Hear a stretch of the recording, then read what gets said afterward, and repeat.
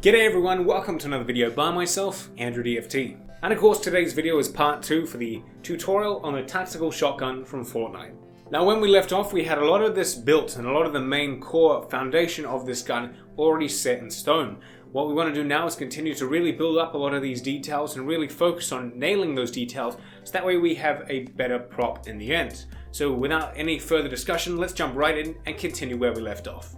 Alright, so when we left off, we of course added the extra additional segment to the back of the gun. What we're now going to do is go ahead and build up all the other layers that of course give the significant and key details that we need to make this gun look like, well, the tactical shotgun. So what we'll do is we'll grab the top part of the template and we'll go ahead and transfer this long slab of foam onto 2 of them, so that we have a left and a right, being sure to flip the template. We're going to go ahead now, grab the template and actually cut it in half, so that way we can slide in all this detail required. Of course, flip the template on the left and the right to give us that pieces of detail. Now what we're going to do is go add some horizontal lines going all the way down this segment. We're going to add a depth line also about 3/4 of the way through the foam on both sides. Now what we're going to do is go back to the template and cut out these individual circles. We're going to then trace those onto the foam, something like that. Now with the side marked here, what we're going to do is add 2 depth lines, one 3/4 of the way through the foam and the other halfway through. And on the other side, the non-side we just did, you want to add that 3/4 line or just continue it across. Make sure you do that on both the sides. Pretty much you can see it there. You can see the 2 lines on the right hand side and the one continued on the left. What we're going to do now is go ahead and break apart the template even further and transfer in the internal segment of this left hand section. What we're going to do really carefully is cut through the foam, breaking apart these 2 segments, because now what we're going to do is go at that 3/4 depth and actually carve all the way through it to clear us and get rid of this textured side, because this is going to give us a different depth and a different height compared to the previous piece. So when you look at it, it gives it a nice kind of like tiered effect. Once we've done that, we're going to go ahead with a nice brand new crisp and clean sharp blade, and we're going to trim off these sections. Remember, that's going from the top to that halfway depth line that we added, and just make sure it's nice, crisp and clean so you have the best looking possible. But you can quite clearly see here that those 2 differences are incredibly visible. This is of course giving us that look that we need, as this ideally has to be at that separate depth. This is the hardest part to achieve on this whole design, so if you can get it looking great and exactly like this, then that's the hard part out of the way and we can get onto some easier sections. Speaking of easy, what we can now do is go ahead and cut out all these cylindrical, long, elongated circles. Whatever the shape is for this, someone let me know in the comments because I have no clue. I just call them elongated circles. So what you can do is cut those completely free. You can either use a rotary tool or just do what I do and carefully use the craft blade. And then we're going to cut out this section as well. We're not going to cut out the circles just yet. We're first going to cut out that main internal part which houses the circles and add a depth at 3/4 of the way through the foam, just like we did on the previous section, and cut that textured side free. Obviously, this goes without saying, it's going to give us that nice additional depth inwards to give us the nice 3D perspective.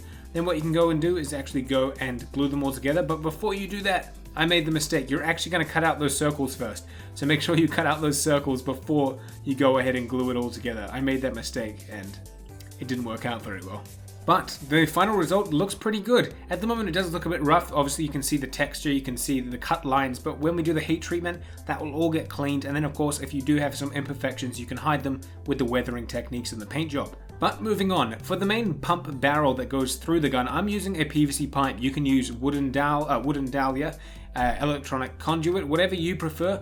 Mine is at a 3.5 millimeter diameter, 35 millimeter diameter, so it sits at the same thickness as the foam, and I'm going to mark it off where I want to cut it up there, so that way it will be the perfect length. Now what we can do is work on the pump section, the part that sits under the barrel, and of course is a big chunky detailed piece of thing, so fun. What we're going to do first is go ahead and add in this horizontal line. We're going to actually trim that off at the break, so that way we have the section ready to transfer onto the foam, and we're going to make 3 pieces. Be sure to flip the template to get a left and a right, and then simply glue it all together, and be sure to address any imperfections like this here, and then go back and clean them up nicely, so that way we don't have them protruding, because this is going to be as best as possible. We don't want anything like that sticking out.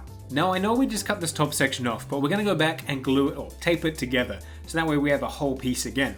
Then what we're going to do is cut off this whole top segment, so that way we can go ahead and transfer it onto 2 new layers of foam, one for the left and one for the right. Then what you can do is grab the bottom layer and mark in where this section sits, so that way we can apply some hot glue or your art cement or whatever your bonding agent is to the top part, so that way we can go ahead and glue this new layer of foam directly in there, and it should sit perfectly like so. Obviously we got the interior section which is hollow. That's where the barrel is going to obviously sit and house, so ideally if this part is thicker than the barrel, you'll get the design we're after. Now comes the fun part. We're going to do some beveling techniques here to really shave off these edges to ensure that, well, it doesn't look as blocky as it currently is. So we'll trim the template and lay it in on top of the foam and draw in the lines that will obviously be our indication points. We can then break the template apart into all its segments and lay in these vertical lines or diagonal lines, whatever you want to call them, to help break apart and house all the individual segments that we're obviously going to turn into detail and different levels on this design. Now upon getting to this segment, I realized I'd made a mistake. I actually glued this whole top section in before I actually made the levels. So what I'm going to do now is I'm going to run the blade all the way through these lines here, the one on the left and this one on the right. And then luckily, because hot glue isn't that strong and it kind of only just set, I'm going to go back and I'm going to cut through that section, relieving the bonding of the glue and pulling that section free. What I'm going to do now is obviously I want to lower this down a level. So I'm going to apply a depth line about 3/4 of the way through the foam and very carefully take the nice sharp craft blade and actually trim that through. Obviously getting rid of this textured side is necessary, but just carefully go through that with the sharp craft blade, ensuring you're not hitting your fingers, so that way you can see quite clearly that there is two different layers going on, which will give us the 3D effect that we're obviously after. Now we'll start to bevel off the edges to smooth it around so it's not all rigid in this 90-degree angle state. So what we'll do is we'll go ahead, add that depth line about 3/4 of the way through the foam or halfway, whatever you choose, and then go to that slope and trim it off nice and cleanly.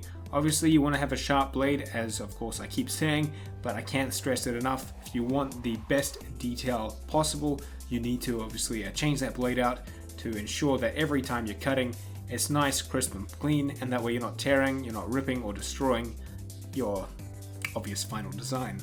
Now down the bottom, it's kind of the same story. You could go ahead and actually trim out all these individual holes if you want. I'm personally not going to do that. I find that's a bit unnecessary in this build, but that's completely up to you.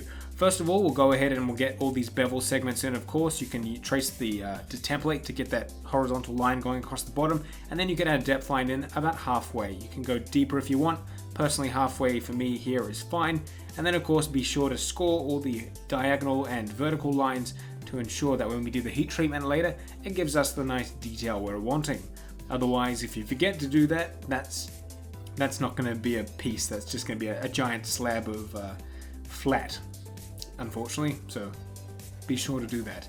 But otherwise, once that's all completed, all the bevels are in, you're starting to get a really nice piece, and it's got those nice 3D levels, it's got some different slopes, some different curvature, and it's looking, of course, what we're trying to achieve. Now, like I did say, with these little small pieces of detail at the bottom, you can go in with a rotary tool, or like we have before, and actually cut these out a layer to excavate them down. That's technically how the final design is and how I did it on my styrofoam, but because that is a bit hard to achieve with just a craft blade, I'm just going to go ahead and score all these lines. So like I said, with the heat treatment, it should bring it out and look just as nice. Now, as an additional step, I'm actually going to go and bevel off the top parts of this. You don't want to do it too thick or too thin, because this is going to be resting up against the barrel and you want it to have some strong support. So I will add that horizontal template line in there, and of course the depth line, which is just over halfway, but still leaving enough thickness on the bottom part between that and the barrel to obviously not have any issues and contain its strength and durability. But that's looking absolutely fantastic. We're making extremely good progress, and it's really starting to come to fruition and look like the final design we're achieving. Obviously there are a few more steps to cover, which we'll do in the next part, such as making sure that the under pump section really matches and sits flush with the barrel and all its other compartments, adding in additional pieces, and of course the final touch-ups to really make it look the part. So we're really starting to make a lot of progress, but of course this will continue in a third part. The reason I'm stretching it out is because there is a lot of detail and a lot of attention that needs to be addressed, and of course rather than having this giant 20-minute episode, it's better to have them in nice short stints. That way you can really focus on the 6 minutes that require you to really get that detail required, and then slowly break it apart into sections. and of course it means I don't have to sit and edit and create these videos over a long amount of time. So let's jump in and continue in part 3. Thank you for watching, and I'll catch you later.